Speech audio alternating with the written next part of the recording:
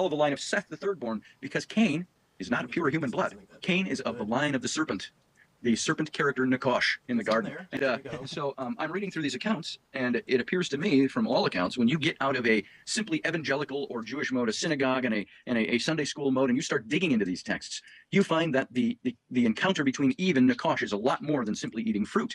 It has something to do with sexual encounter. It has to do with the impregnation of Eve. It has to do with the race interrupted from the get-go.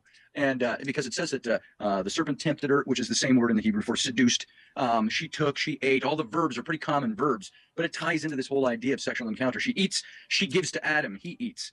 And so in a sense, it's almost like there's sexual experience going all the way around here. And the result of all this is that Eve conceives.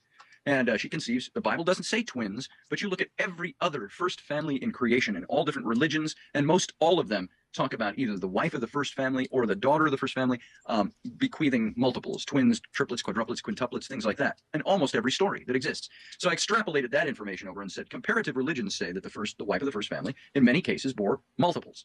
Well, it says she has Cain and Abel. It never says they're twins. It just says Cain is older. And there's at least 2 other times in the Bible where you find that significant twins are born, and the eldest is always the one who bears the birthright, the one who was born minutes before. And the same with Cain and Abel. He's the firstborn. And I believe that the story is teaching us that Cain is the son of Eve and Nakash, while Abel is the son of Adam and Eve. And you know the story, they're giving their offerings to God, these 2 boys, and Abel's offering is accepted because it's blood, and so on, and it ties into the fall and all of that. And while Cain's is not, so Cain murders his brother.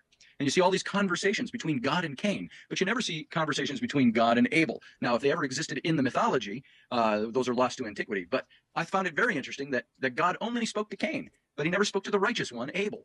He says to Cain, you're being tempted. Sin is lying at the door. Don't murder your brother, in other words. And but you never see God saying, hey, Abel, watch out. Your brother's going to kill you. There's no record of that. And then God comes to Cain after the murder. And we know all the story of that. And he marks Cain, and Cain goes off to another city and marries a woman and has a child. It's like, where'd she come from? That's a totally different tributary we will not go down today. But he builds a city, and he names it after his son Enoch. It's not the Enoch of the famous book. This is 9 generations earlier by biblical accounting. But he names his son Enoch, and he names a city that he built. He builds a city for he and his wife and his son, I guess. Ambitious. And very ambitious. We're going to fill these towers. But he names it after his son Enoch.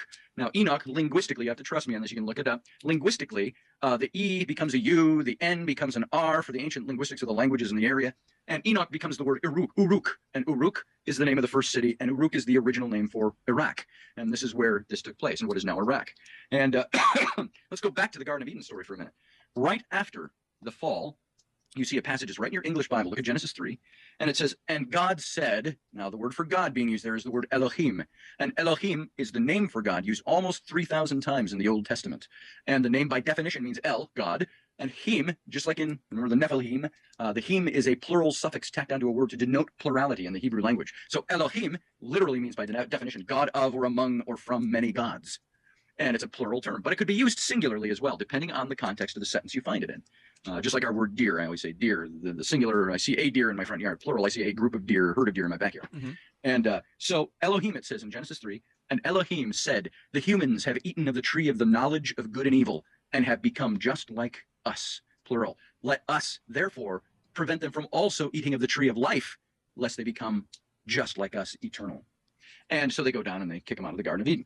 And at the cursing, God says to the serpent, he utters what is known as the first messianic prophecy, the prophecy of a coming Messiah. And the Christians believe, who the Christians believe is Jesus. And so the first prophecy of a Messiah comes right at the Garden of Eden.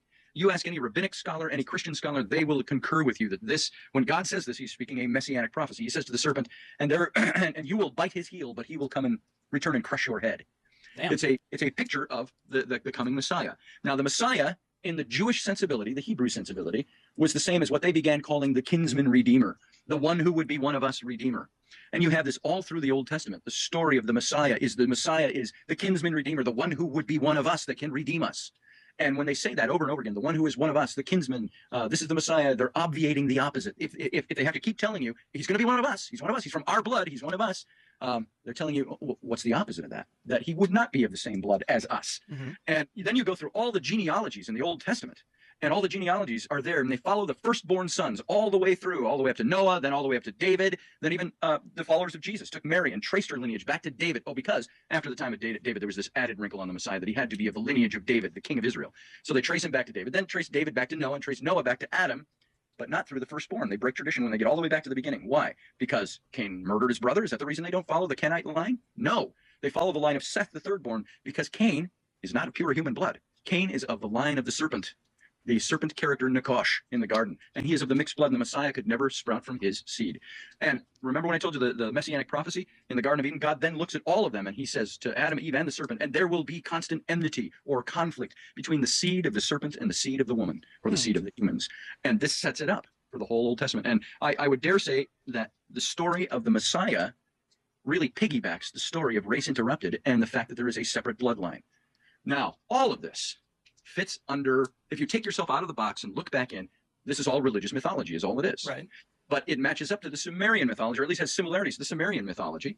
And this mythology is followed all the way through the Old Testament. It's also followed through other cultures in the world that all have these reptilian figures at the core of their theologies.